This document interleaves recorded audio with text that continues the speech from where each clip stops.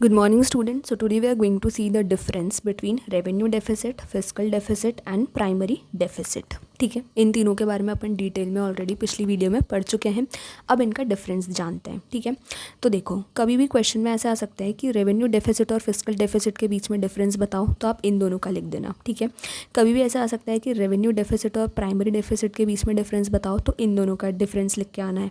ठीक है, और कभी क्या आ सकता है कि फिस्कल डेफिसिट और प्राइमरी डेफिसिट के बीच में डिफरेंस बताओ, तो इन दोनों का लिख के आना है. ठीक है, तो मैं तीनों का एक साथ ही बता रही हूँ.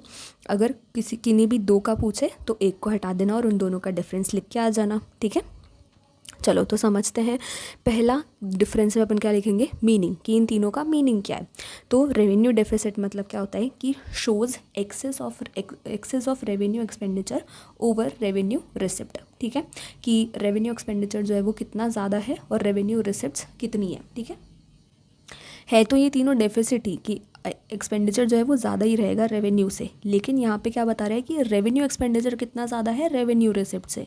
और यहाँ पे क्या बता रहा है फिस्कल डेफिसिट में कि shows excess of total expenditure over total receipts excluding borrowings. ठीक है, कि टोटल एक्सपेंडिचर कितना ज़्यादा है टोटल रिसिप्ट से, और जिसमें से अगर अपन एक्सक्लूड कर दे बोरोविंग्स तब भी, तो वो क्या हो जाएगा फिस्कल डेफिसिट.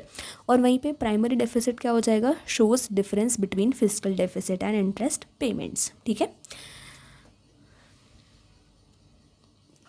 सेकेंड क्या आ जाएगा, इंडिकेटर, यानी कि रेवेन्यू डेफिसिट क्या बताता है, तो indicates inability of the government to meet its regular and recurring expenditure. ठीक है, कि सरकार जो है वो अपने डे टू डे रेगुलर या फिर रेकरिंग जो बार बार होने वाले एक्सपेंडिचर्स हैं उनको भी मीट नहीं कर पा रही है. क्यों, क्योंकि रेवेन्यू एक्सपेंडिचर ज़्यादा है रेवेन्यू रिसिप्ट से. ठीक है, और वहीं पे जो अपना फिस्कल डेफिसिट है वो क्या बताता है कि indicates the total borrowings requirements of the government. ठीक है, टोटल बोरोविंग्स मतलब total expenditure minus total receipts. ठीक है,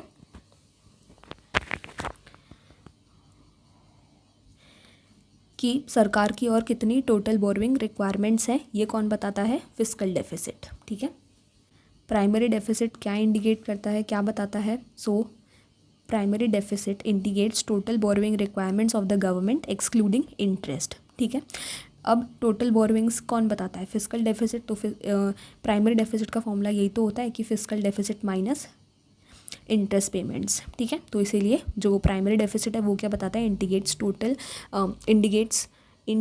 total borrowing requirements of the government excluding interest. ठीक है, कि सरकार की कितनी बोरोविंग रिक्वायरमेंट है अगर अपन सिर्फ पुराना इंटरेस्ट पेमेंट को हटा दें तो. ठीक है, सरकार को करंट में कितना बोरोविंग लेने की ज़रूरत है अगर अपन इंटरेस्ट जो उन्होंने पहले बोरोविंग पे लिया था उसको हटा दें तो. ठीक है, अब आ जाते हैं लास्ट फॉर्मूला पे. तो इन तीनों का फॉर्मूला लिखना है. ठीक है, पहला revenue deficit is equals to revenue expenditure minus revenue receipts. Fiscal deficit is equals to total expenditure minus total receipts excluding borrowings. और primary deficit is equals to fiscal deficit minus interest payments. ठीक है, ये अपन already पिछली video में पढ़ चुके हैं. अब अगली वीडियो से अपन इनके क्वेश्चंस करना स्टार्ट करेंगे. ठीक है, तो आई होप आपको समझ आया होगा. मिलते हैं नेक्स्ट वीडियो में. Thank you.